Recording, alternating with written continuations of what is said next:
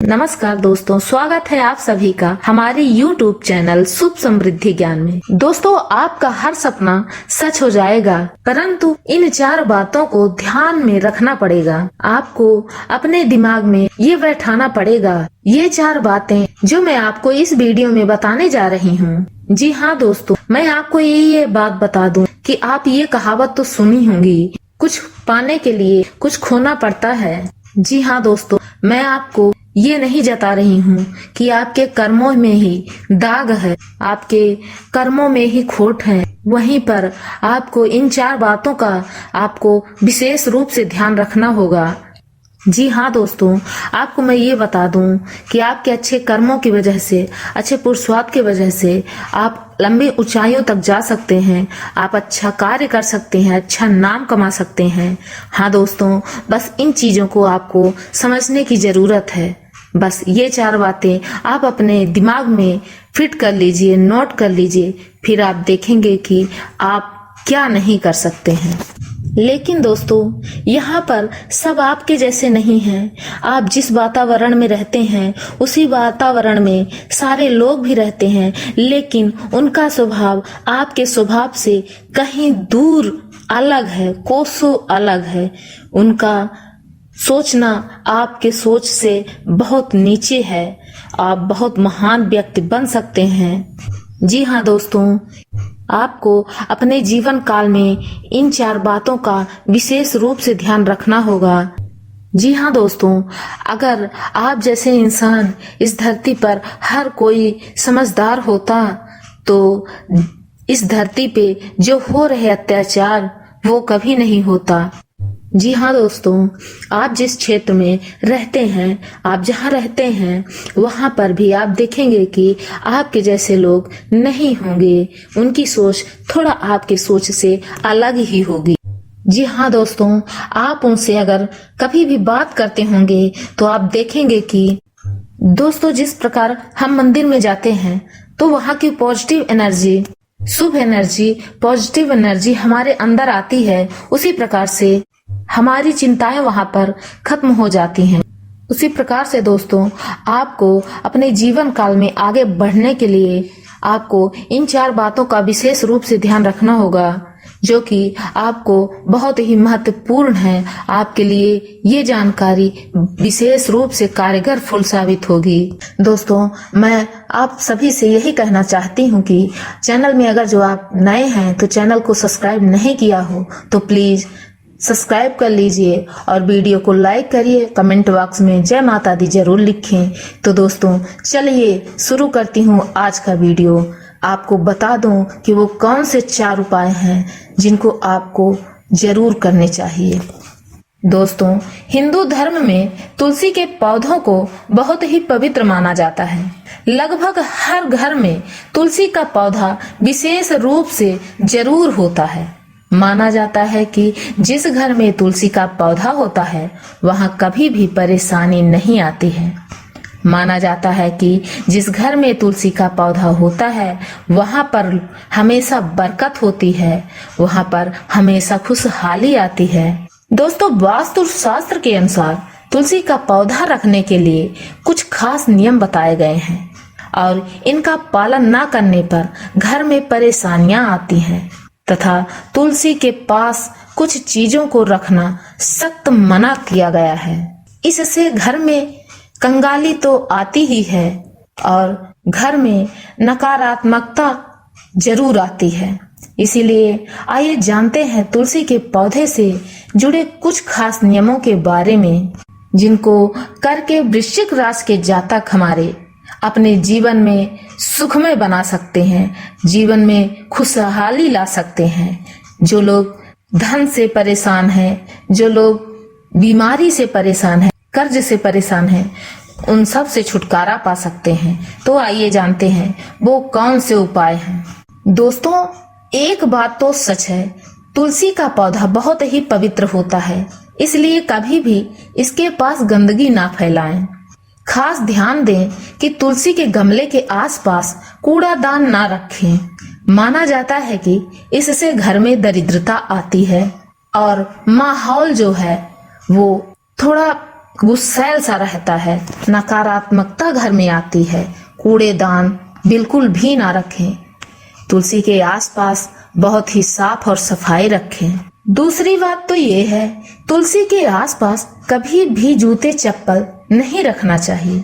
तुलसी को माता लक्ष्मी का स्वरूप माना जाता है। माना जाता है कि तुलसी के पास जूते चप्पल रखने से माँ लक्ष्मी रूठ जाती हैं, माँ लक्ष्मी घर से चली जाती हैं। वो फिर घर में लौट कर नहीं आती जिस घर में तुलसी का अनादर किया जाता है। इसलिए दोस्तों, तुलसी के पौधों को साफ सफाई के साथ रखें, उनका पूजन विधि विधान के साथ करें। उनके आसपास का माहौल जूते चप्पल बिल्कुल भी ना हो, साफ सफाई का होना चाहिए।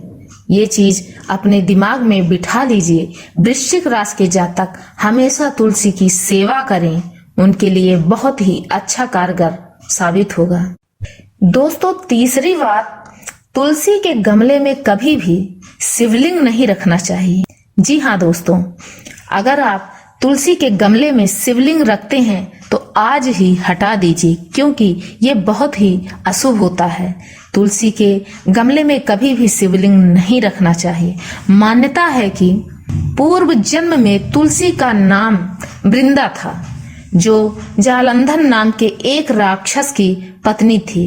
इस राक्षस का अंत भगवान शिव ने किया था। तभी से शिव जी को तुलसी दल से दूर रखा जाता है।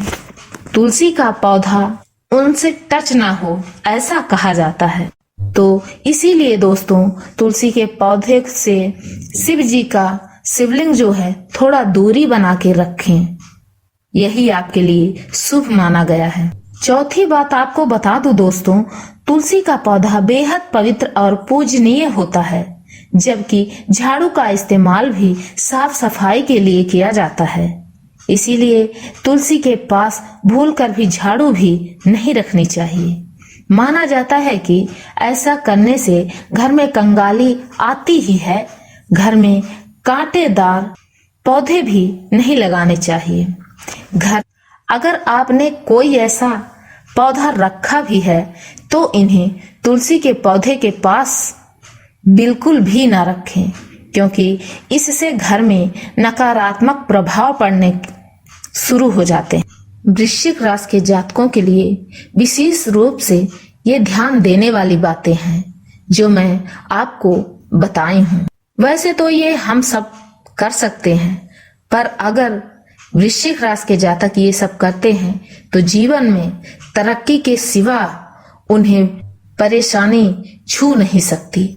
ये बातें अगर अपने जीवन काल में वो अपनाएं तो उनके घर में कभी भी दरिद्रता का वास नहीं होगा।